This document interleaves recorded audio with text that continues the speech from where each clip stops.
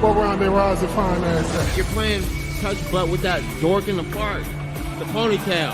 I'm the one who ain't got no training partner. I don't think so. Seem to have it all figured out when you're fighting midgets. Damn it!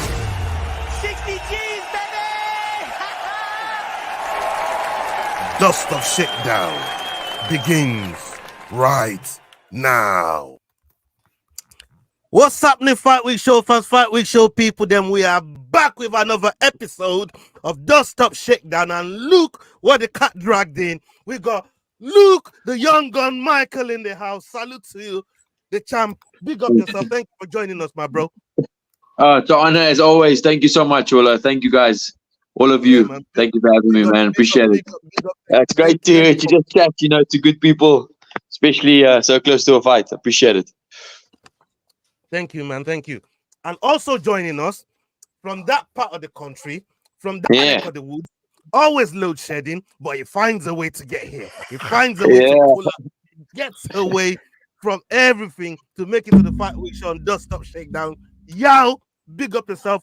Kick him in the head. Yes, Ola, kick him in the head. That's how we love it. Hi, everyone. As always, looking forward to amazing MMA conversations. And yes, the load shedding has not struck tonight. I am in the light. Yeah, thank goodness, brother. Flip. Yeah, we're in the city of gold here, but the load chain takes some of the gold away. and last but not the least, from all the way over there in Scotland, further away from Aberdeen. He's over there. It's cold out there, but boy, this brother works. He goes to work, he comes back, he puts in the work on the fucking interweb on his show, the Rambling Dad podcast. Big up, my brother Jordan. Big up yourself, my bro. How you doing? I'm good, man. I'm good. What's happening, boys? Pleasure to be here. I've missed a couple of weeks of Dust Up Shakedown. The last few weeks we're working, but we're back. Let's fucking do it. Yeah, let's fucking do it, baby. Let's get it, man. Let's get man. It. I mean, what an awesome team of people. Oh, mate, I mean, the best. Yeah, I mean, we're here. That's the main thing, man. We're here with the champ. And look, we're gonna address the quick elephant in the room before we jump into all the other topics in and around the MMA, and we would love to get your takes on it. But first of all, you're so close to your fight. You're so close to defending your title. EFC 112 is coming alive very soon, April 11. We're seeing backstage how much of a shape you're in. But let me take you back to, after defending your title, you got a title fight ready to go, and then the injury happened. You've been on our show quite a few times. I even reached out to you when you was in the hospital going through your rehab, all all of that stuff. I remember that, man. I remember that. And I'm glad that you're here. I watch your training workouts. I watch some of the stuff that you've been doing in the meantime before being ready for this fight. But the question that I want to ask you is, since that time, for those people that probably haven't seen Luke Michael, maybe don't know about him from our new audience and the people that just joined us, please, right, let everybody know how your recovery is gone, how much strength you're feeling now, how much you want to defend this title. Tell the people, man. Let them know, my brother. Man, you know what? It's tough, man. It's been tough. It's tough to describe how bad I want this now. Obviously, it's 2 years. It's a long layoff. But in terms of confidence levels and in where I am right now, physically and mentally, spiritually, emotionally, I'm in a good space. And I'm actually, in hindsight, I'm grateful for the time off. It's allowed me to focus on a few other things in life, and it's just sort of brought my game together. But it wasn't easy. Obviously, when I won the bout, we had to have a rematch with that opponent, and I had to wait for him because he was banned because of what happened there. And then I got injured. So just after accepting the rematch, I got injured, tore my ACL. So obviously, rehab was extremely intensive there as well. Started training again properly, I would say, October or August last year. Started training properly. So I've been on the mats and sparring and training for, what's that? It's like 7 months now. So I've been training for a while. My body's feeling good. Mentally, like I said, I'm super hungry to go out there and just show why I'm champion. and just maintain my championship status. So yeah, it's been a roller coaster of a ride, but now 3 weeks out, I am in the best shape of my life. Definitely, I can say that with confidence. And obviously, still got a few more weeks to push to reach that peak. But yeah, I'm excited, man, and fans can expect my best version. I know it sounds cliche. Everyone says that. Oh, expect the best. But yeah, expect the best with me. 100%, 100%. I mean, look, I know the type of person you are. You know, you're a very, very motivated person. You're somebody that takes your work very, very seriously.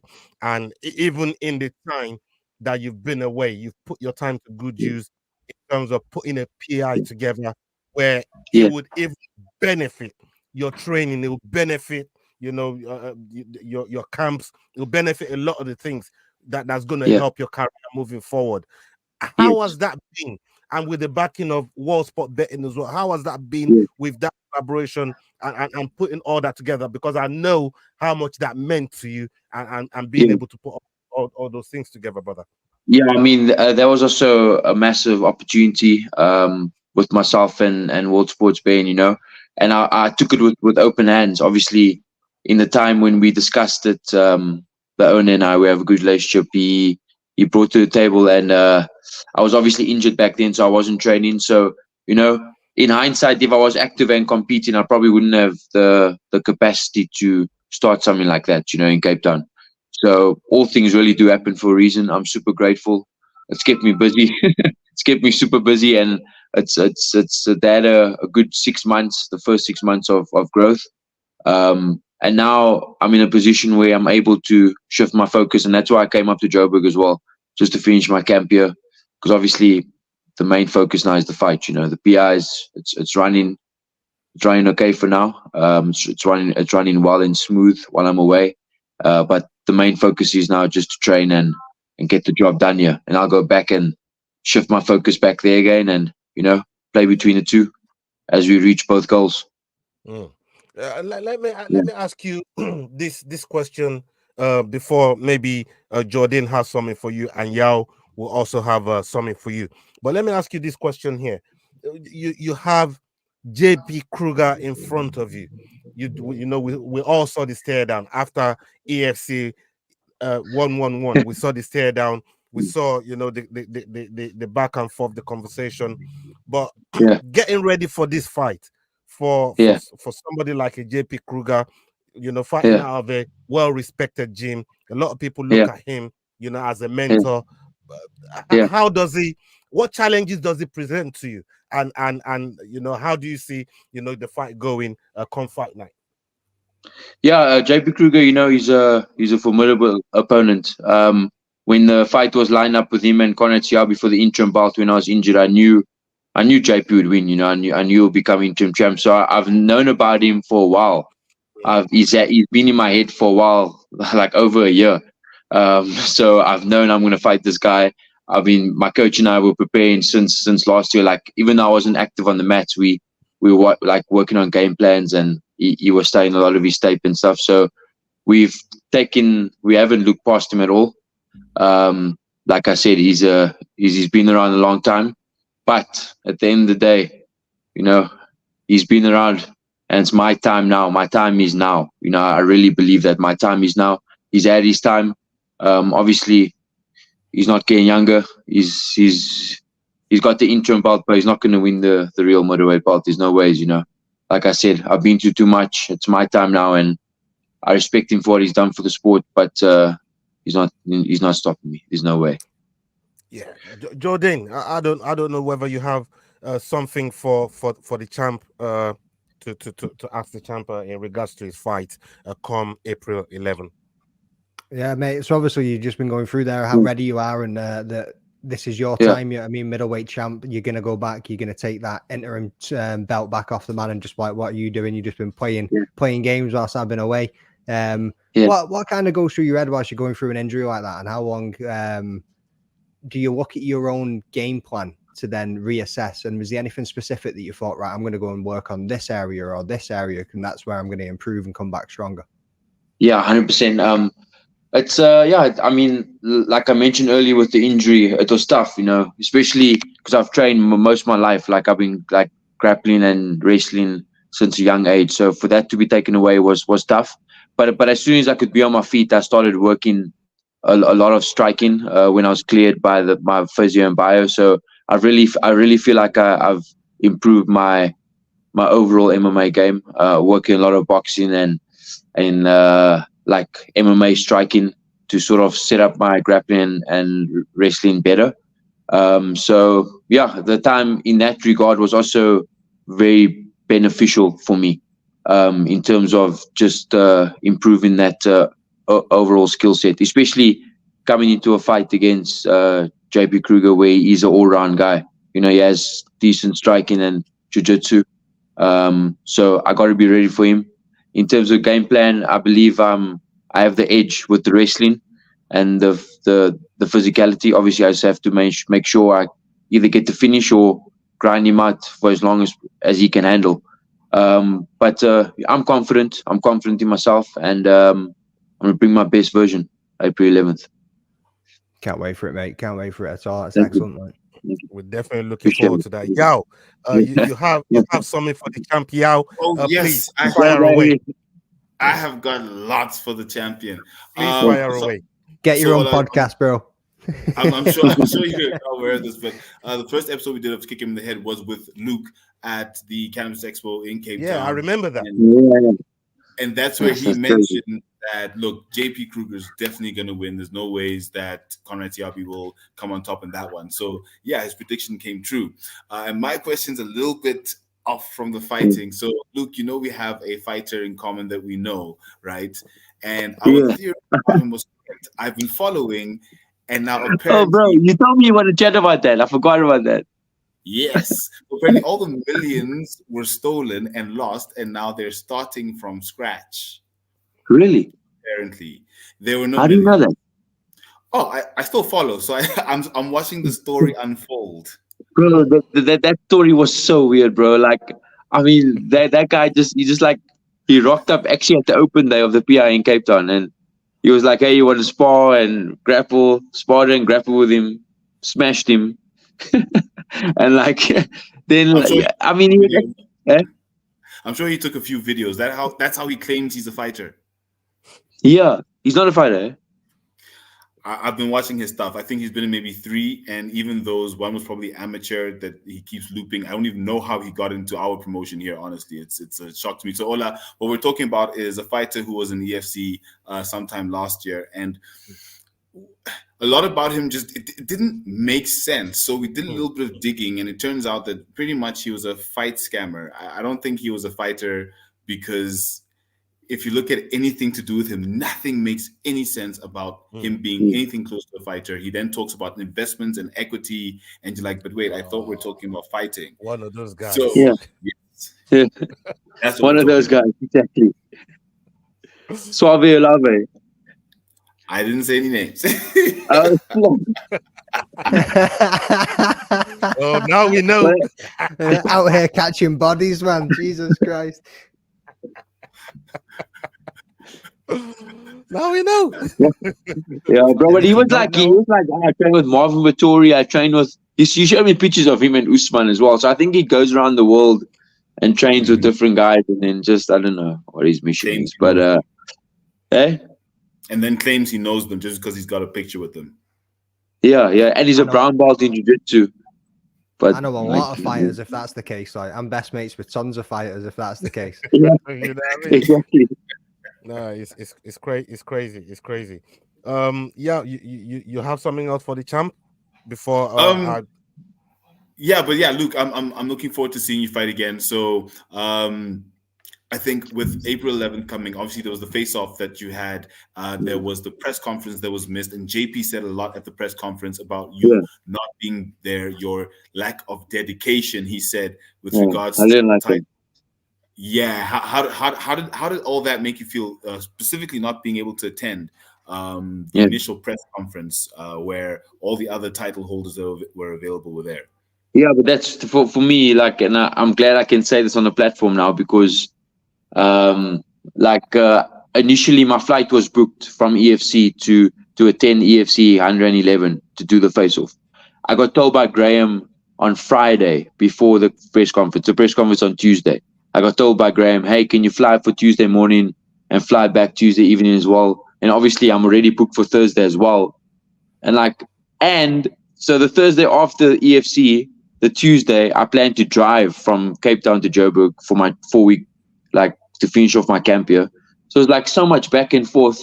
And I'm like, I'm not gonna disrupt myself even more now with this press conference. You tell me just a few days before to be there on Tuesday. I'm like, no ways. I'm ready there on Thursday, and I'm driving to Joburg for a month. We can do all media stuff before that, And then JP obviously had a few comments to say. I don't really care what he says, He's like, oh, I left my business too, but meanwhile his business is in Joburg, so it doesn't make sense. I mean, I can't leave my business. I'm in Cape Town. It's 1,500 k's away. It's way different. I don't know why he would be so ignorant to compare the two. But I don't really care what he said. I'm here now, and I'm training. I'm focused on myself and focused on getting the job done. I got one more thing for you before we check some of the other topics and get your take on some of the topics that are affecting that in the combat sport world. There is one thing that I know you've always mentioned, and this is your ambition to eventually get to the pinnacle of the sport, which is the UFC. I wouldn't say inherited, but you won the vacated belt that Dricus du Plessis left behind. That's the belt that that you now secure and you're looking to defend right now. But since he won the belt, bringing to South Africa, I wonder how much, and knowing that you collected the belt that he left behind as a vacated, how much does that fuel you? How much does that? Because we still got a queue and a row of maybe some fighters that will want to see you. Should you be successful? When you're successful in this bout that you're about to encounter, yeah. We're talking about the Jackos, the Bandus, and some of the Blami Shadrach, Shadrach. So there's a queue of people that want to fight that do want to see you. But how much does that fuel you to get to the top of the pinnacle, like you said, to us all those while ago, that you do want to get to the top of the game. How much inspiration do you draw from it?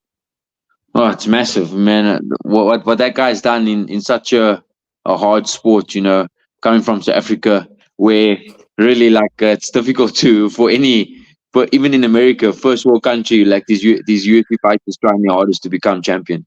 And for a guy from South Africa to do it, much respect to him, And definitely it's inspiring, being the EFC middleweight champion, the belt he vacated. And it's motivating as well, especially leading up to this fight and my sort of history that I want to go out there and prove to myself, like I said earlier, that I maintain my championship status with a solid performance. And he's really opened up the doors for a lot of athletes, especially myself. So let's keep hoping that they bring UFC to South Africa. And I mean, it's. I even saw a post earlier about him saying he wants to fight Easy later this year. And I read that post and I was like, that's massive, because Luke smashed this guy, put on a good performance, and when UFC Africa comes here, who knows? So it's really it's lit the fire for sure. I mean, respect to Dricus du Plessis, definitely. 100%. Okay. Big up to everybody that's watching live, everybody that's supporting us. Big up to all of you. Salute to you. We got the champ in the house, Luke Michael, EFC middleweight champion, is in the house and is going to be defending his title on the 11th of April. Now let's shift gears. 3 weeks out. He's ready, he's in shape, and the camp's going well. Now let's shift gears to some of the stuff that we've been seeing that's been going on in the MMA world, combat sport world. Should we say? You know what? Let's start with Francis Ngannou and some of the things that has been saying since the aftermath of him getting knocked out by none other than my countryman, Anthony Joshua. my boy. You know, I'm shameless like that. Yes. I noticed, mate. I noticed.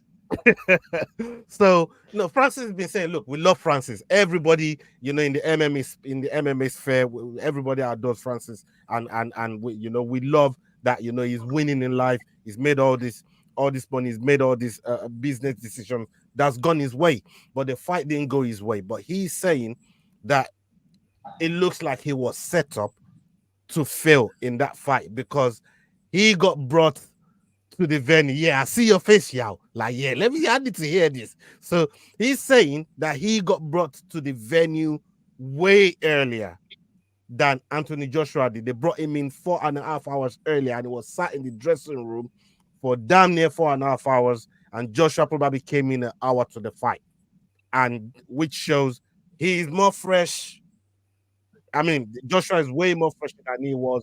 He seemed a little bit distortion. He said the camp went all right, and the preparation and nutrition and everything went fine. It was just on the day, and he didn't, because it's so new to boxing.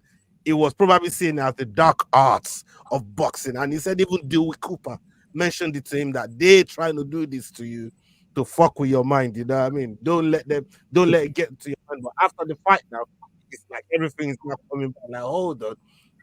The way they brought me to the arena so way earlier than Anthony Joshua is that some dark arts. I mean, from your point of view, let me start with you, Yao, because I see you making faces there. But let me start with you, Yao. Like, do you think getting to the venue and being in and around the the arena and stuff like that, do you think it froze your fights? I mean, the last time with Tyson Fury, they did like a whole fucking concert before he even came out. Like, bro, talk to me, y'all. Talk to me. I take that it must be uncomfortable and might be unsettling, but I'm not sure about being set up to fail, and B, if that's the only thing he's really mentioning that's a problem. It's really it doesn't really strike me as being like a real method. The primary method they would use would be that. So I think it's just one of those things in coordination. Joshua might have been late for all he knows. Maybe he was running horribly late for whatever reason. We don't know what was happening on his side. So I don't think that's a good enough reason to say he was set up for failure. Plus, if you look at how the fight went, his training set him up for failure. So I'm sorry, Francis. I don't think we can blame the promoters or organizers on that one. Joshua won by clean KO. The two knockdowns before that, clean as well. So the 4 hours, 4.5. No, I don't really take that as to one of the reasons. I don't think it was a dark art of boxing. I think it was just one of those things that happens in events. Look, you're in fight environments all the time. I mean, throughout your whole career of being in fights and stuff like that, is being too early to the arena ever been a reason why you've lost a fight or made you tired? No. The thing is, it's it's the world we live in. Life in itself is unpredictable. Anything can happen. It just makes me think. Actually, firstly, my thoughts on that is that no, it's no excuse at all. Anthony Joshua proved he's better, and anything can happen. Even we sparred yesterday, my coach and I, and he was like, we got to the gym and he's like, okay, no warm up, start first round immediately, because he's like, that can happen. Something might happen at the back and you can't warm up and you gotta walk out immediately and be able to perform. So this actually made me think of that session yesterday. And there's no excuses, whatever. If you have that mindset, you're always going to make some sort of excuse. Who cares even if you never slept, you should be able to perform. If you want it, you make it happen, no matter how you feel. So, that's BS, man. That's BS. Just take the loss on the chin, take it on the chin. Excuse the fun. Like he did that jab. Yeah. But that means nothing. Like, and like all you said too, like with the Fury fight, they've probably done even more, big confidence of, I don't like when people make excuses. If you lost, you lost, respect to him. He's an animal and for what he's done in the sport, but don't make excuses. The guy beat you fair and square. So, Jordan, you haven't been here over the past a couple weeks due to work reasons. But we have talked about this Francis loss in some detail. But I want to get your take on Francis losing the way he did, but having a monster like Ferreira waiting for him, you know, at PFL, a contract that is already signed. He signed that bout. So, and we saw what Ferreira did to Ryan Bader. Also, when you look at what's happened with Alex Volkanovski in going to see somebody like Islam Makhachev getting knocked out the way he did, and then subsequently, not too long, then gets to see someone like Ilia Topuria that's devastating, you know, with powerful shot. What are you looking at here for Francis? Like, do you think? I mean, some people say stay in boxing. Some people say go back to what you know in MMA. Now, I don't even know what to wish for the brother because I know what's waiting for him on the other side. He's got Ferreira waiting for him on the other side, bro. Like, talk to me. What's your take on all of this? He can stand on the other side and Ferreira's still going to reach him. You've seen the length of that brother's arms. Jesus Christ. Swear to God, man. Like, that is one big dude. Like, he is unreal. And because even in MMA, you look at Ngannou, he was predominantly a striker. He shocked the world when he came in there and started wrestling with Gan. Nobody was expecting him to go and do that, but you know what I mean, took him down and ended up wrestling with him, which no one was ever seeing happen in a million years. Boxing wise, never should have been in there in the first place. I've always said this about MMA fighters going into the boxing ring. Like, if you have somebody that's like practiced a single martial art, boxing, combat sport, whatever you want to call it, practice a single combat sport all of their life versus somebody that's mixing it up in the daily, working on grappling, you know, I mean, working on wrestling, jiu-jitsu, striking, whatever it is they're doing, the footwork, the timing, the speed, the muscle memory, everything is leaning in the advantage of that boxer. You know what I mean? Going into a ring, even the way boxing rules, like run the match, like run the fight, is completely different to how they're going to be in there against in an MMA fight or against an MMA fighter. Like, there's just no realm on this planet. Tyson Fury never took him seriously enough. That's why he done so well. We said this after it. I thought, I mean, don't get me wrong, in the Fury fight, I was like, wow, like, as if he actually just went that far, went the whole distance with Tyson Fury. But then it also shows you how much he was underestimated by Fury. Going into this MMA fight, I'm scared for the dude, man. Like, Ferreira's a big motherfucker. Yeah, I mean, like, with some power in his hands. Like you said, look at what he done to Bader, how quick he put him out of there. Don't get me wrong, Francis ain't Bader. I know that. You know, I mean, he was one of the best heavyweights in MMA on the planet. But at the same time, have they got a date for that fight yet? I don't think they do they? But I think they might be leaning summer or maybe towards the. He needs some time off after that drop. Yeah, I mean, he's quite like blaming it on a 4-hour wait in the back of the changing room. He's clearly got some shit got muddled up when he got hit with those jabs. Like, he needs some time off to just go and wait a little while. In there, man. But don't get me wrong, he's sitting there going 1, 2, 3 and counting his 20 million that he walked away with. You can't say anything about that. No, but no. Like I said, I'm worried. I'm kind of worried about that Ferreira fight, especially leaving the UFC, going to the PFL. Don't get me wrong, got the bag. He even got Ferreira 2 million guaranteed purse. This is going to be an interesting fight. Yeah, I look. I want to say I'm looking forward to that fight, but I'm absolutely worried for Francis Ngannou, and the opponent that he has. You know, is like you said, just looking at what he did to Bader, and I know from watching all of Francis' past fights, he's never really fought anyone as big as Ferreira, somebody that has the same reach as Ferreira. You know, his reach is longer, I think. His reach is probably longer than Francis's, so it's kind of weird to me. It's going to be a new ground. Luke, what?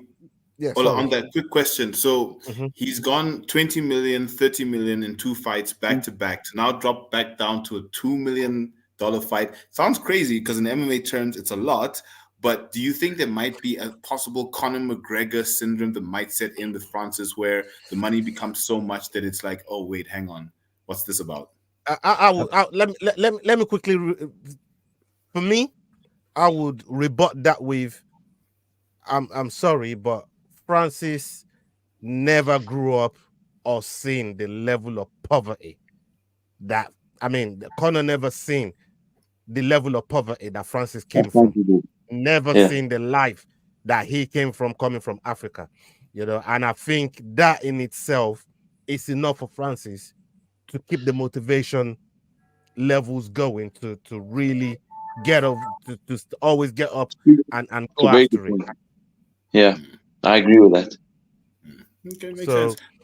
I don't think Francis is getting 2 million. Sorry to jump in. I don't think Francis is getting 2 million either for the MMA fight. I think he'll be on slightly more than that. I think he just had a guaranteed purse for his 2 opponents that he's going to be getting in MMA of 2 million, or maybe it was just for 1 opponent. I can't remember, but he definitely had a guaranteed purse of 2 million for his opponent.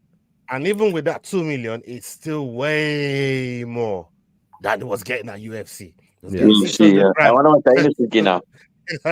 It's still way more. Fuck, I'll fight Ngannou for 2 million. Yeah, me too. Any day. I'll fight for 1 million. We'll tag match him, man.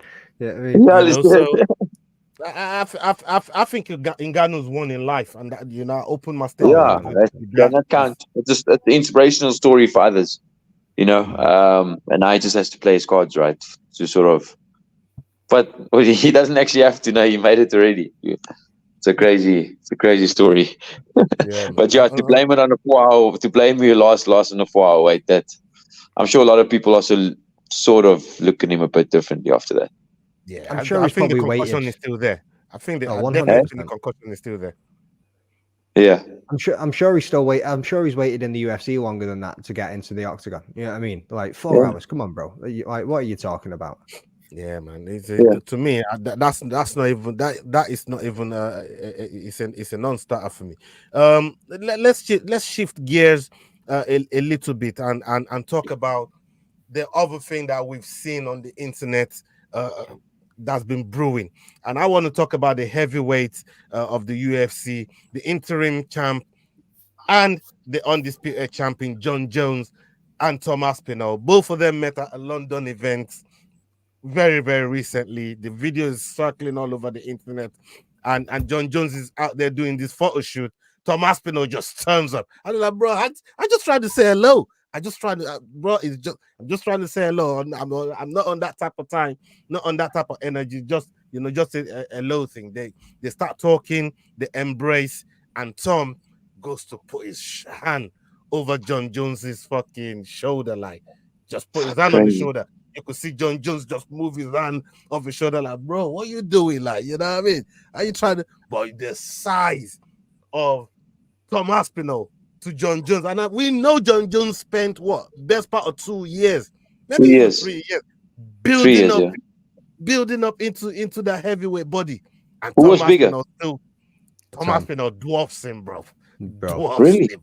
Yeah, bro, dwarfs big him. boy, like. Tom Aspinall is a big. He's a fucking unit.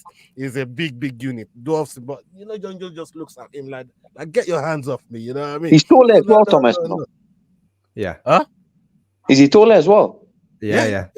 I'm 6'1". If you go onto my Instagram, there's a picture of me with my best mate Tom Aspinall. If we're going off the rules that we were talking about before, so I'm 6'1". Go and look at the size of the dude. I weigh about 180 pounds. Yeah, I mean, like, go and check the brother, man. He's fucking massive, unit, like. that guy. And he just, big up Tree Vic in the house. Salute to HN for that super chat. Big up Ola always. Thank you so much for that super chat, my bro. Salute to you. Big love to HN.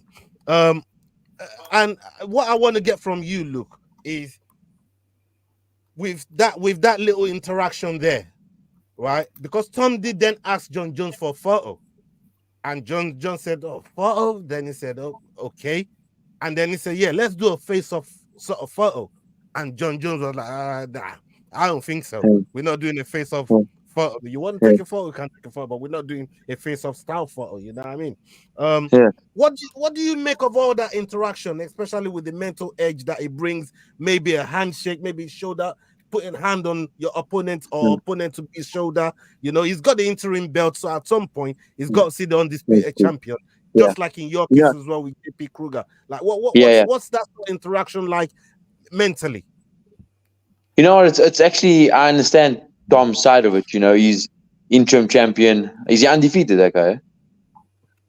He lost to Yes. Curtis Blades. Yes. Nah. He's undefeated. He that lost- was a, Oh, yeah, that was yeah. a free kick. Shut up, Ola. I was a free kick. He's undefeated. Yeah. Yeah. So I understand the guy's point. You know, he's hungry. He wants to fight the GOAT, Jon Jones. You know, so obviously if I was in his position, for sure, I would do the same. I'll be honest. I would do the same. I'll be honest, because that sort of tick in the box. You know, you beat someone like that in your division, and like Ola, you said, you are the interim champ, so that fight sort of makes sense. You know, but then there's a big but, in my opinion. There's a big but that Jon Jones is the GOAT, man. You know, yes, he's getting older, but I really believe that guy is just. I believe, you know, he's proven himself. I mean, how many title defenses? Youngest ever UFC champion. It's just crazy what he's done, you know. So I've actually met him as well. I've trained with him. It's just his energy is Incredible. Is crazy. Yeah, Jon Jones is, in my opinion, the best ever. But I do understand Tom's point as well.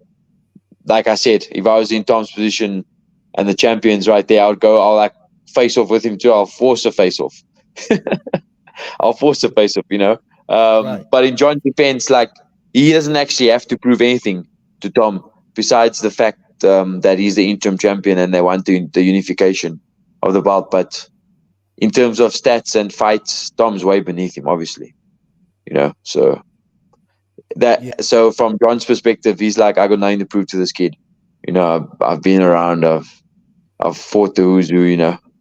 So maybe not at heavyweight, but still at light heavyweight, he has, you know, in the UFC. Yeah. Let's see what Tom Aspinall's best friend is saying since he's got a photo with Tom Aspinall. What are you saying about this? No, on the most serious Wait, then let me say something else. Tom Aspinall is flipping legit. That guy is legit, bro. He's striking, he's grappling, he's got everything. And for heavyweight, how quick he moves in and out and the knockout power, it's unbelievable. Moves like a middleweight, brother. Yeah, he moves like he's incredible, you know. But can he get past Jon Jones? It's a tough task. Maybe, you know, like I said, the sport's about age as well, you know. Jon Jones is getting older. It could be Tom's time now. Like I said about Kruger too, you know. He's if your time's up, your time's up. You know, late 30s, you can still perform, but your chances are slimmer against a younger guy, you know. Because Jon Jones had his time, according to you, Luke. Yeah, it's possible. Possibly. After his last performance against Cyril Gahn, though, that could not be true. That maybe it's not true. That was just holes in Gahn's game. That was holes in Gahn's game. There was nothing spectacular about that. No, it was good. No, it was good. You think know what I mean? It was Jones, eh? Oh yeah, 100%. Really? Oh yeah. Any way he wants, whether he wants to take him down and he wants to submit him, or if he wants to get a TKO, I'll just see it happen. You really think so? You guys all agree with that? Ola doesn't, but I don't know about Yacht. But I don't.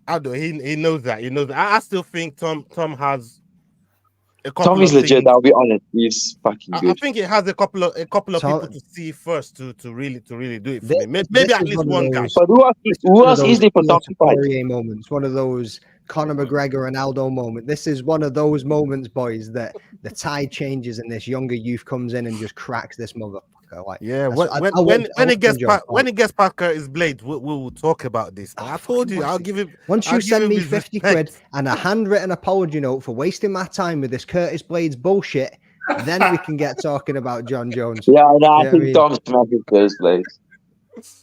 Tom is. But who else is easy for Tom to fight? There is no one else. He hasn't cleared out the division other than Curtis Blades because it has to be a rematch. Other than that. Look, right now he's proven to be the best. He can fight someone else, but I mean he's at the top for a reason. So he could fight Cyril. But I think if you look at you'll kill Cyril with wrestling. Remember, Cyril Gahn is a points machine, and he's powerful. Tom doesn't matter. Exactly. So it's a fight. But with Cyril Gane's current record of the losses he's had, even though he beat Tuivasa, I don't think it would be the right fight for him to fight Tom now. So Tom right now is looking at the top, and I don't think you can fight for an interim title against. I mean, it doesn't make sense. You have to unify the belt. For me, it's about unifying the belt, irrespective of anything else. The belt needs to be unified. Imagine JP going to fight. So, sorry to just jump in, but I think they've actually just mentioned about Cyril Gane headlining UFC Paris in September this year, today, just a couple of hours ago. We know July is going to be in Manchester. Tom is from the northwest of England, so he is definitely headlining that card. So Tom and Curtis Blades, Manchester in July, definitely isn't fighting Cyril Gane in September. Well, he could knock Curtis Blades' ass out, get a quick turnaround, and shut Cyril Gane up too. But who knows? Who knows? If that happens, I got apology written down. I got 50 notes. No. I'm sending you a template, brother. There's certain specific things I want in this apology note. My apology will have a middle finger in it, man. We'll be waiting for you, bro. They'll be waiting for you, brother. They'll be waiting for you. Okay, the rematch confirmed. The Curtis, no, it's not confirmed yet, but Curtis called him out after he got the win over Almeida. And Tom has responded, I think, on the BYM pod saying, yeah, I'll take that fight. He wants it back. It was a freak accident. He wants it back. I mean, it's only right that they run it back. I've been calling for this fight for so long. It's ridiculous. Like, why wouldn't they put that fight back together? You won't be able to beat Tom. Curtis won't be able to. And you know what? I can see what you said, bro, about Tom just knocking Jones out. I could see that change. I mean, he's so explosive. He's so quick. He's so, man, he's pure. Unless Jones really slows him down with wrestling. He's savage. That's possible. But Tom's jiu-jitsu and grappling is just as game as anybody else's, man. That's what most people underestimate. I agree. I want to ask all of you this next question here, and this is another one that's, it was out there, then it got put away, then it's come back. Ian Garry versus Colby Covington. And these two are absolutely fucking going at it. Again, like it's madness. It's madness. So Ian Garry is called out Colby Covington and says, listen, you know what? Forget all the talk. Forget everything that we know. Let us do a I quit match where one of us has to say to the referee in the MMA cage that I quit, or like a verbal tap or something like so. And Colby comes back and says, bro, in an I quit match, there's no time limit, there's no disqualification, there's all this crazy shit that you want to happen in the I quit match. I'll give you a proper match, but with these stipulations. Number one, you got to turn back on your comments because Gary's turned his comments off. Colby made him turn his comments off. I mean, all the Colby minions, they're up in his comments and they're giving him hell of flack. So he said, turn them comments back on so my people can come and chew you up. Number two, I want you to record your wife begging, Layla. I want you to record her begging. And number three, you got to agree to my bookie.com. So we got a fight. Like, is Colby crazy, or do you? Let me come to you first, Yao. I mean, when you look at Colby and the way that he operates with the mental warfare, the trash talking, there's no length that Colby wouldn't cross. There's no line he won't cross. How do you see? Because Ian Garry says he wants to retire him. How do you think that this fight will get put together first? And how do you see it going? What do you make of it? Chaos loves chaos. He is bringing the chaos to this fight, but in a very structured way, which is interesting. So I agree with you. His rules make sense. He's giving tangible rules for a fight to happen that would go into a contract stipulation. Unfortunately, and I'm an Ian Garry fan, for him to ask for an I quit match in MMA rules is kind of senseless. So I say he should maybe change one of the rules, make it something that makes sense, and then take the fight, because he does need someone higher on the roster. He wants that spot. And Colby saying, I can give you that spot, but this is what I want, something fairly tangible. If you lose, So just make sure you win. It's not that difficult. So, I mean, why would he not take it if he thinks he's going to win? So, look, for me, it's gamesmanship in the MMA space. I love it. I think Colby is being slightly more articulate than usual. You know, he's usually just straight, you cuck. In this instance, talking about Ian Gary. So I'm loving this version of Colby. And I hope Ian comes back with something. And I want to see that fight happen. Look, I don't know. I mean, what you think of Colby, Ian Gary, what your opinion is of them, the back and forth that's been going on between them, they're involving Ian Gary's wife in some of the back and forth. Even she's jumped in it. She's now responding to these guys all by herself. You know what I mean? Talking about ex-husband living in the house. That's crazy. I mean, well, why would Ian allow that? Like, his wife, is the ex-husband really living with him? That's what everybody's saying, so it's got to be true. Waylo dropped the video they're today. all saying it. I mean, Strickland said it, and that I don't think Strickland really lies about much. Like, Strickland just says. That's what I saw. I saw in Strickland. I was like, fuck, how would you ever? Like, I would never ever. Like, are we really sitting there believing Sean Strickland, boys? Yeah, come on. Yeah. You did. Yeah, but like, flip, that's crazy. So that is true, right? You guys, that's what they say. I think it's true. I don't know if it's true, but I think it's true. I can only go off what those guys are saying. At some point in time. Yeah, true. Exactly. Like during fight camp, because he's not like strength, not summit. But one thing's for sure, Ian Gary's he's skilled. He's skillful. He's got and he's on the rise now. You know, he's young, undefeated. Colby, I feel like Colby's obviously just playing the game of hey, if I can, you know, he still has a shot if he beats Ian Gary. He's still sort of like relevant because is he still really? I mean, I think he always will be, obviously. But I mean, when last has he won against Roy Masvidal? That's a long time ago. Yeah, it's a long time ago. Leon exposed him, like smashed him. So Rocky. Usman twice. Yeah, Usman twice. Yeah, so I think he's looking at the opportunity to still stay relevant with Ian. You know, yeah. But like you said, you're like Ian should take it. If he believes you're going to win, he should take it. You know, if you go into a cage, you should believe you're going to win. Otherwise, what are you doing? Mm-hmm. Yeah, I'm with you on that. I mean, McDane, what are you making of this thing with Colby? Obviously, he's giving his kind of stipulations that look, these are more sort of better stipulations that I will work with, you know, I'm willing to work with. But in the real sense, I mean, both of them should just sign the contract bout and you know, and get on one of these 300, 301. Because none of them is injured, they're both in good shape. I don't know. I mean, 300 is around the corner. Maybe 300 is too close for a camp, but 301 is definitely, they can definitely make that. And and while we got someone like a Pantoja versus Erceg, like headlining that card, like that card there is giving me bellyache. You know what I mean? I'm looking at it and I'm thinking, the King of Rio's coming back. The King of Rio's coming back on that card. Getting excited about 301 slowly, yeah.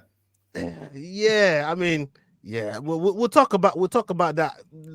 Let's finish this topic here. We'll segue from this one into that one in a second. Like, yes. So, but no, just give it to us with Ian Gary and Colby Covington and you know the shit they got going on. Yeah, man, fuck Colby Covington. That's all I'm going to say. Yeah, I'm out. Hey guys. Nah, we know they're going to sign the dotted line and they're going to end up fighting. There's going to be no stipulations about it. This is all just for show. This is all for social media. This is to build the hype for the fight, just to see if the fans really want it. The fans are going to want it. Like, come on, Colby stipulations. You're talking about another man's wife as a trophy piece and wanting a you notice I don't have any women in my videos. Layla, this spot's right here for you, sweetie. You know what I mean? If somebody said that to you about your wife, brother, what are you going to do to that man? Like, no wonder he's going, exactly. You know what I mean? Like, no wonder he's going, yeah, right. No rules, bro. No disqualifications, no nothing. Get in there and I'm going to absolutely destroy you. Because as we go back to Masvidal, Colby likes to talk the shit, but he ain't about that life. You're going to go and crack that man in public if you see him. And then he's going to phone the police and he's just going to shit his pants, as always. You know what I mean? You know, please, Mr. Policeman, come and save me. Like, that's all you're going to get from that. Please call 911. Like, mate, honestly, don't get me wrong. Hell of a fight. Like, you can't deny Colby has skills. He's an incredible fighter. His cardio is unfucking real. He has not looked like the Colby we've seen in the past in recent fights. So, like you say, Leon exposed him, but he had a broken foot. I think he had in that fight, didn't he? So, and he did post some X-rays as well. I'm sure, to prove it. But yeah, like I'm all for the fight. Put your stupid stipulations aside, man. Just sign the contract and let's go for it. Yeah, man. I mean, it's something definitely all the fight fans want. You know, I want to see the fight. I'm here for it. And you know, I hope that fight definitely happens. We was just talking about you know, UFC 301, and Yao said is, you know, relatively happy with that card. And you know, the one person that's on 300 that's also eyeballing 301 is Alex Pereira, and we've seen Alex Pereira is I mean, there's 29 days, something like that, between 300 and 301, and he's fighting Jamal Hill at 300, and he's talking about getting to 301 and wherever they want to put in front of you. He wants to fight in Brazil.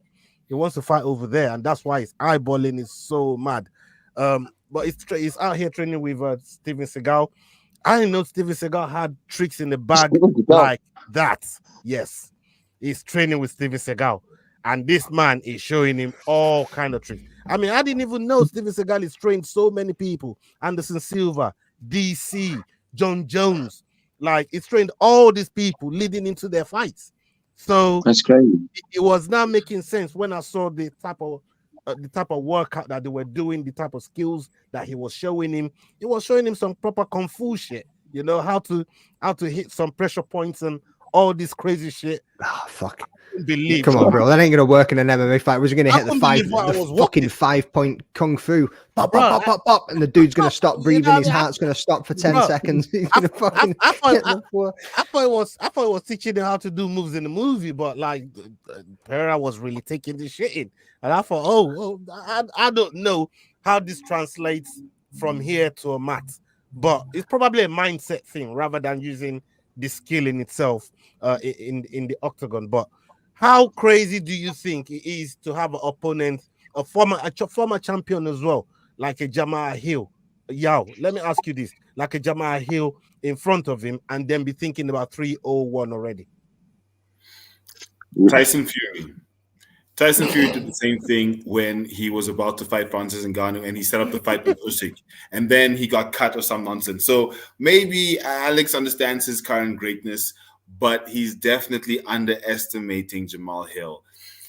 Sweet Dreams is called Sweet Dreams for a reason. He's slightly unpredictable. When you watch his fights, it's very street but very skilled, and I think he will prevail. You know, he's a Glory multiple champion kickboxer.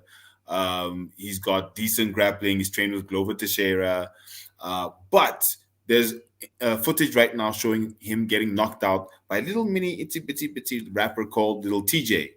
So I'm not sure if it's real. Half of the internet or half of MMA Twitter is saying that it's fake. The other half is saying that he really was knocked out. But if he was knocked out by a really smaller guy, the question is, where's his chin after Adesanya knocked him out, because it was on the same side? So all those then come into play. Is his chin in the right place after the knockout? Will he then survive in an onslaught from Hill? And then 29 days to recovery. Unless he makes that fight quick and easy, that's a very, very short time. So he'd love to fight in Brazil, but is that not him then risking his legacy? Because whether or not it's a quick victory, 29 days turn around to then go straight into a new camp, you're going to be fatigued, all of those things. Now mental changing to another fighter. It's a lot. So I think it's a terrible idea, but okay, let's go. It's MMA, like Luke Michael, like the champ said. Yeah. They're there to fight. They're here to fight, and if that's what he wants to do, let him do it. I mean, champ, let me ask you: could you be thinking about 112 and eyeballing 130 EFC 113 at the same time with one of the toughest opponents that they might have for you. No, and is it? I feel like you feasible? could. Yeah, you could obviously, but I don't think it's a smart thing to do at all. If you're looking ahead and you still got I think anyone, if you're looking past anyone, it's not the best approach, because that guy could bring it, and then your mindset is not 100% focused on them. I get to ask questions all the time. What's after JP Kruger? I'm not looking past him. He demands all my attention, and especially for Alex Pereira. I mean, Jamal Hill's legit. Who's his one loss to Paul Craig where they broke his arm, man? Yeah. It's only loss. Yeah. But I mean, like that. Paul Craig can catch you like that, But if it's not luck, but Jamal's much better overall. He's amazing.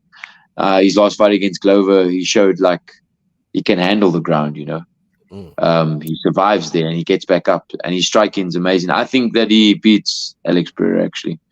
I think Alex Pereira is getting a bit older now, and I think that chin might be a bit suspect, especially they're two strikers. I feel like you made a good point. He's a Glory K1 champion, and he's brought that over to MMA well, but I feel like Jamal might have the edge with the MMA striking. Like, he might be a bit better, with his angles and stuff, in my opinion, from watching both of them. I think Jamal wins. I think Jamal wins. I think he's been out for a while too. I think he's probably hungry now for a win. And for Alex to be looking past him, that's just stupid.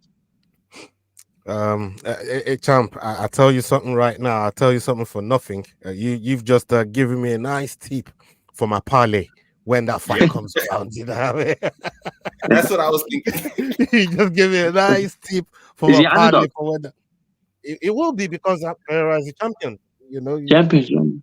Yeah. So, I'd imagine so. Anyways, I'd imagine so. And him being. So who was Pereira's last fight against? Yuri, eh? Yeah, Yuri Prohaska. Yeah. How'd that go? That went well for Alex Pereira, and it went better than I thought. Actually, I thought Yuri was gonna make his life hell, but it didn't happen. Early stoppage. Some people were saying early stoppage, eh? Oh, hell no. No. Was it? Hell no. So I saw that somewhere. Yeah, that he could have carried on. I wouldn't call that early stoppage. It was good stoppage. It was good stoppage. That's called protecting the fight. Good shot. It was a good stoppage. And even Yuri came out and defended the stoppage and said it was a perfect stoppage. Which round was it? Was second, it, I think. Second round. Mm-hmm. And how was the first round going? Pereira was getting a lot of downloading. In the first round. I think a lot of downloading. Who you guys got? Pereira and Jamal. I'm going Jamal now. 3 G's, baby. Yeah, I'm going Jamal now. McDane, let me come to you real quick. I mean, we're looking at this UFC. We're looking at the UFC 300 card, and Bo Nickel is on the main card, right? But we got people like Yuri and Rakic, Keita and Sterling on the prelims. Like, what's going on there? What's with that? Like, they're building the man up. I mean, Pfeiffer was kind of getting built up like that as well, right?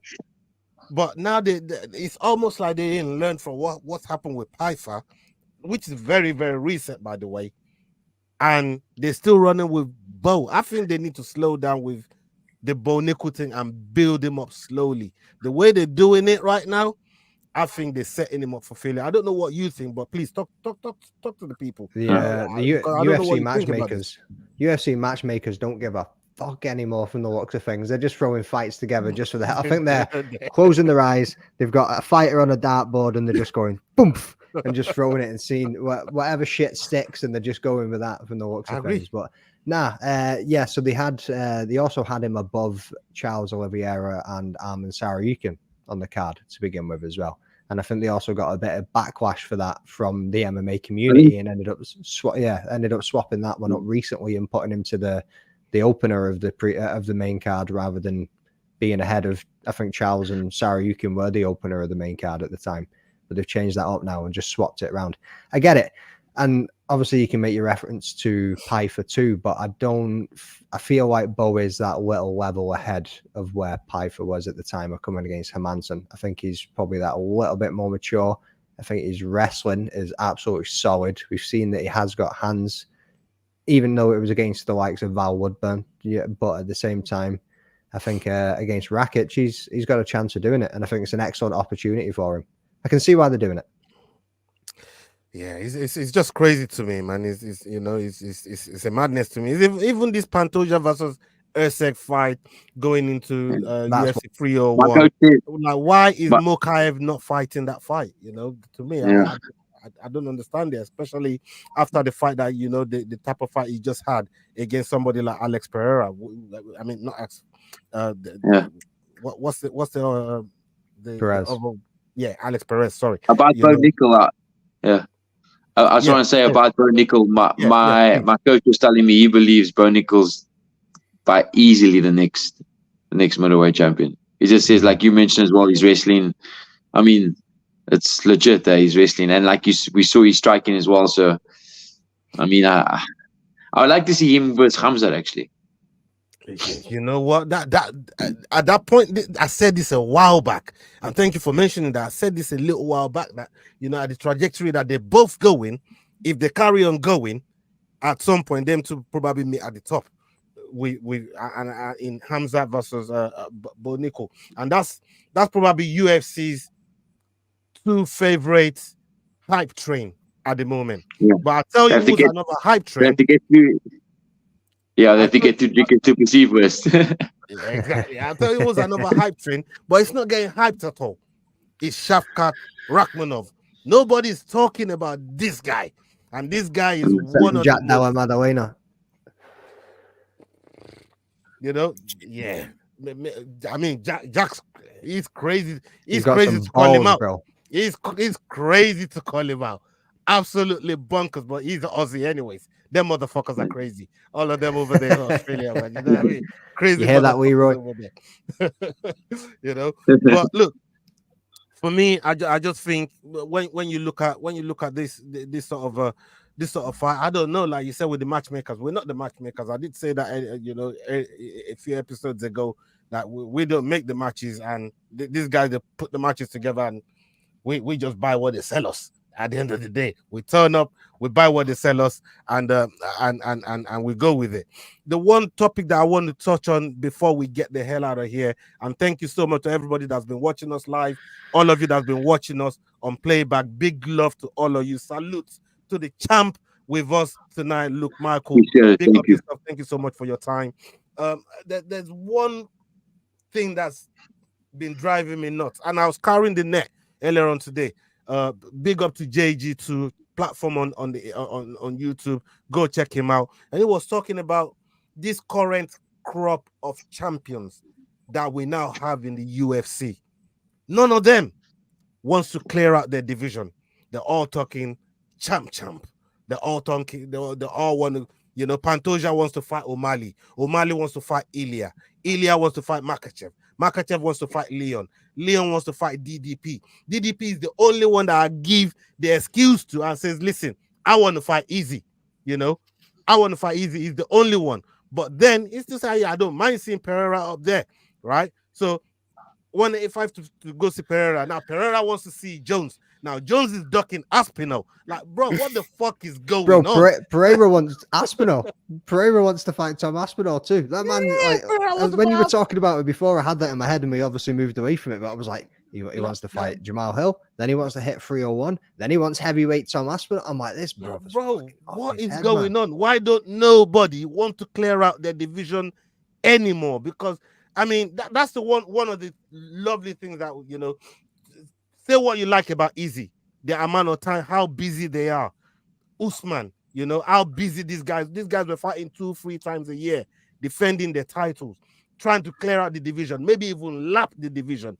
This was what these guys were doing before they got caught on the way. At least they were trying to do it, True. But we've now got all these new champions that wants to do anything but defend the fucking title. We're not talking about injuries here. We're talking about they just sitting there saying, "Yeah, I've got the belt now. I don't want to fight who's number 1 or number 2 contender or anyone in my top 5. I want to go and fight the next champion in another division." I mean, look, talk to me about this, because when you look at how mad is that to look at one champion. I mean, it's good aspiration to want to be champion, but you got to earn it in terms of at least defending your title, get a streak going before you can start talking about going to another division. What do you think? Of course, I agree completely. I saw that comment Islam Makhachev had with Ilia Topuria. He was like, "Why run away from your division? You know, first defend your title." And I agree. Like, he took out Volk in devastating fashion, and so he has that sort of bragging rights, but not that much to want to go up and fight Islam. You know, like, he should defend his title in featherweight and sort of cement his legacy there. Like you said, some of the greats has done. Usman, Izzy, Jon Jones, even Islam as well. He wants to, I saw him say he wants to fight even Dustin, who probably doesn't even deserve it. Doesn't deserve a title shot. You know, inconsistency. But he wants to clear out the division. In my opinion, that is a true champion for sure. You know, it shows the mark of a true champion. Not just chasing like the big fights or the big paydays, or, you know, just trying to run away from your division. You know, defend and then move on. Defend, then move on. Right. What about you, Yao? I mean, all these guys, like I said, apart from DDP, and shout out to Dricus du Plessis, because he's the only one that's standing on business. And it's not just standing on business, he's dictating where he wants the fight. He wants it in UFC Africa. You know what I mean? He wants it on home soil, right? So every time I see DDP talking in the media, he's always talking about this fight. He's not looking ahead. He's not looking at another division. He wants to see got the right mindset, easy, which is the right thing to do. But all these other champions, I don't know what's going on with them, bro. Talk to me. I call it the curse of the champ. Obviously started by Conor McGregor, where it became gold to have 2 pieces of gold, and essentially that would make you the best because you've beat the best. But then what happens is, if we look at the lightweight division, it becomes stagnant. Makhachev has barely defended his title. He won this title I don't know how long ago. He's practically an absent champion. Sure, he's defended against Volkanovski twice, but once again, that was a champ fight, which leaves your division stagnant. So yeah, if you're not either close to lapping the division or injury, the champ thing, it's really not the best. I don't know if the UFC will put something in place to say, listen, you can only go up a division and fight for the title if you have a title, if XYZ stipulations are there, i.e. you've beaten the top 5 at least the top 5 you've beaten once as a champion or something like that. But everyone wants to be on that poster of all the double champs in history, but you have to earn that. That doesn't come as easy. Volkanovski learned that the hard way twice. Yeah. It's not as easy as just going up. Izzy learned that the hard way. We can mention a lot of fighters who've tried to go up and learn the hard way. Unfortunately, it's not as easy as they would like it to be, and all it does is really kind of waste time. If you've lapped your division, normally then finally, let's get to it. But you can still end up like Volkanovski. Kick him in the head. Kick him in the head. That's fine. McDane, we finish up with your thoughts on this whole not working in your division, not even putting a streak together. I mean, even like Strickland, at least trying to defend his title once. He went even to, like, bro, what's with this current crop of champions, man? Like, it's driving me nuts, because we're not seeing any of them trying to compete, trying to give who's next in line a chance, trying to give who's in the top 5 a chance. You don't even see them come on the mic. Like we saw Easy. Easy was always picking out his next fight. Soon as he finishes the fight, yeah, this guy gets a lot of flack. But when he gets on the mic, he's picking out his next fight of the next man in the division, or whoever the next dangerous guy is in the division. Why aren't we seeing all these champions doing the same thing? I think it's the glory of it. And again, it goes back to social media, doesn't it? What can they do to cause a headline? What can they do to get some more eyeballs on, get more eyeballs on them? And I think that's the way that it's going. What I hope they do, what they've been talking about recently, is more weight divisions. I think that splits a lot of this up, spreads some of these guys across. You know what I mean? They're talking about lightweight, super lightweight, moving welterweight up, moving middleweight up a little bit. Right. I think that might spread some of these divisions out a little bit more. We might see a couple of different champions. We're going to see some different matchups. We're going to see some guys picking a different weight that they're going to fight in. And I think that would change this landscape a little bit of where this keeps happening. I mean, you even seen it there with O'Malley after the Cheeto fight. He called out, sorry, who was it? Elia. He called out Elia, but then he did actually around. He was like, get me a plane ticket. Let's go to Spain. I want Elia. And then he was like, I'll fight Merab if I have to. Yeah. And it was just like, what do you mean if you have to? Like, Merab's next in line. You're going to have to fight him. Right. You know, that's and if you vacate the belt. Yeah. It's mad, isn't it? I mean, like, obviously we spoke about Izzy and Usman, but you could even say as much for Volk too. How many fights did he have against Max Holloway? Volk is amazing. Sorry, Ortega. Rodriguez as well. Actually, you know what I mean? Like, he did. He went around the bend and he defended that belt as much as he did before he even went up to try and go against Makhachev. Like, so you could give him the props too. I mean, I miss the days when people like Mighty Mouse, Demetrius Johnson was just there, just taking out, just picking all comers. You know what I mean? If you think you're bad, step into the octagon, man, and let's do this. You know, this man. I mean, that man, they collected bare belts. Go look at the amount of belts from defending your title that Izzy's got, that Mighty Mouse has got, that DC's got, even Usman. You know, the amount of belts that they've collected, because once you defend the belt and you win, you get another belt, and then you get another belt, and you get another belt. You know, that's. If you want your champ, you want 2 belts in it.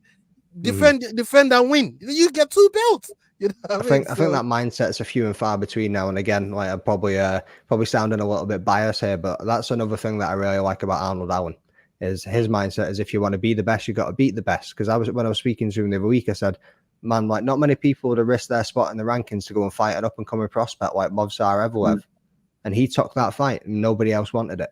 He was like, yeah, cool. Give me whatever time that they offered him. He took the fight. He went in there. He put it all on the line. Granby roll after Granby roll. You know what I mean? And he tried to get the fight done. Unfortunately, it never went his way with those knees. But that mindset of, if you want to be the best, you've got to fight the best. He will literally fight everybody in that division. And I don't even think Champ would be on that man's mind. And there's not many fighters like him left. That's a good point. I agree with you. Just a quick piece of trivia on the belt. So they stopped giving away individual belts each time you win as a champion now in your division. They put a ruby in the belt. Yeah. Right, gotcha. So that's when the only time you get 2 belts is if you go up a division. So that's why they kind of like so much. It's kind of like how they stop putting the toys in your cereal when you get to the bottom of the bag. You know what I mean? Now we're spending too much money here.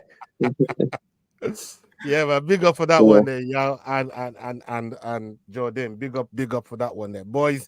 It's been a fantastic episode. Big up everybody that's been watching us. We got up to 51 live viewers while we're watching, which is amazing for this time of the night, man. You know, and a lot of people are going to watch this on playback as well. Big love. Thank you to everybody that's pulled up. Jordan, let's tell the people what you got coming up, things you have on the horizon, where they can find you as well, my brother. I thought you had all of this wrapped up, mate. We'll be here for days. So now we're joking. So next month we have Octagon 56 coming back to Birmingham. So I've lined up a few of the fighters from that card. I've got Aaron Abbey tomorrow or Friday. We have Dennis Frimpong and Shamrock heading to Stuttgart. Stuttgart, however you pronounce it in Germany, for a press conference to promote the fights a little bit. Both of those guys are going to be jumping on the show at the exact same time. So that podcast is going to be absolutely insane, right? Because those 2 dudes have got big personalities. One Irish, one Scouse. Right? I'm not even going to get a word in, and I'm the rambling dad for a reason. So Yeah, who else? So AB, Wanless as well, the main event of that card. Yeah, He's coming on Wanless. in the first week. Yeah, he's coming on in the first. I actually said to him, bring your lightsaber, I'll bring mine. You know what I mean? So we might have a little bit of a battle on the podcast too. Reese McEwen is coming on next week ahead of his fight in Cage Warriors. So yeah, looking forward to it. Yeah, you got my man over here might be jumping on soon. I'll need to ping him a message maybe after his fight or before his fight. You still got 3 weeks out. We could maybe get something lined up. I would love to. Please let me know. Yeah, bro. I would love to. It would be an honor. 100%. I love that. Thank you so much. And Yao, you got so much coming up as well. You got so much that you've been dipping your fingers to dipping your toes into over there in South Africa. Some new promotions that's just been coming up. Talk to the people about what you got coming up and the things that you've been up to. So what we've really been doing the past, I think, 2 weeks is just getting ourselves set up for the year, lining ourselves up with interviews, and also very specifically engaging the MMA sector in South Africa around the amateur sector, going to meet the younger up-and-coming fighters, seeing exactly what's happening at grassroots level so that we can see what's coming into the professional scene locally. Why? Because we know that the international MMA scene is looking at South Africa because of what, for example, Team CIT has done. We have world-class facilities like the PI run by Luke Michael, the champ. So what we're doing is we're looking at the industry as a whole to see where else can we tell MMA stories, looking at fighters, looking at which gyms are doing the best, looking at the industry as a whole, sponsors, everything, just seeing how fertile the MMA sector is for South Africa. Because right now, with where we are and what's happening with the champions that we have in Kosi the Future Johnson, I think right now, South Africa, he might come on actually. Exactly. Yeah. So yeah, that's what we're really doing. Kosi is legit. Let me tell you guys, Kosi, man, I don't want to go off topic here, but Kosi is legit. Like, that guy can be UFC bantamweight champion for sure. There's no doubt. Like, I've trained with that guy for bantamweight. Flip. Yes, that guy. He's amazing. Yeah, he's proper. And that's us. Yeah, that's us for the next few weeks. And we have, I guess what I'll say, a special partnership collaboration coming in the next 2 weeks. And that's what we've really been working hard on, is just to bring more to the fighters, more to the MMA space in South Africa. Okay. And that's it for the for Head Kick Pod. Go and check his page out. Everything is going to be in the description below. And finally, to Luke Michael, we know you have this fight coming up. We know it's on the 11th of April, but tell everybody, you know, all the other things that you got going on with the PI, all that stuff. Let everybody know what it is and where they can find you as well, my brother. Oh, thank you so much, man. Yeah, obviously, all focus, all eyes on 11th April now. I got my team back in Cape Town at the PI. They're going to do a watch party there, actually. So the support's going to be amazing. Anyone in Cape Town, you know, head through and support your local boy. He defends his title successfully, 11th April. And kick him in the head. Let's go, baby. Watch out for the head kicks. Let's go. Get the job done here. Let's go. Let's go. I love it. And yeah, we're definitely going to be watching the fight over here in the UK as well. We're going to be supporting, and you know, we're going to be backing you. We're going to be looking to you know, to bring you back on the show once the fight is done. Okay. They can tell us always they're not of what's going on there. And yeah, maybe, you know, after the fight, you know what I mean, we get that shout out on the microphone that we've been talking about for a long time. As promised before the injury, we spoke about that. You'll get it for sure. Yes, sir. At my word. You're talking in my post-fight speech. It's prepared, definitely. Yes, man. One quick question before you go. Post-fight speech, you wing it, or do you have something scripted that you're like, I'm definitely no, it's all scripted.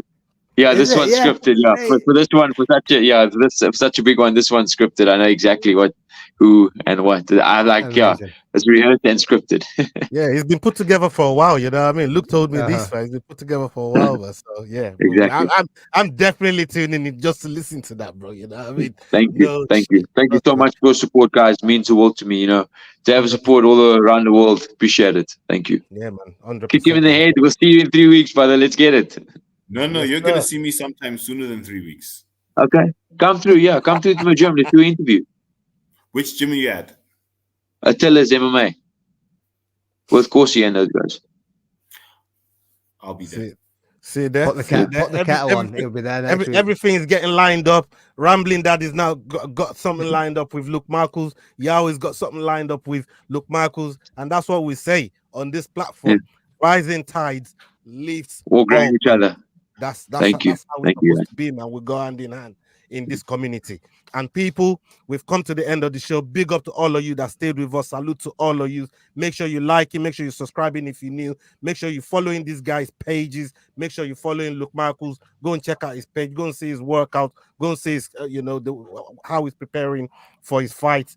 And the Rambling Dad as well. Make sure you're supporting his page. Make sure you're supporting his work. He's got some press conferences to do with Octagon coming up soon as well. And there's a lot that's coming up on the Fight Week show. We got Hotso Ramopo coming up on the show next Tuesday. He's going to be here with us. We're going to be doing Dust Up Shakedown next Tuesday. And we got Hotso. He's going to be in the hot seat. And we're going to be talking to him about and we have all to put a suit MMA. on next week.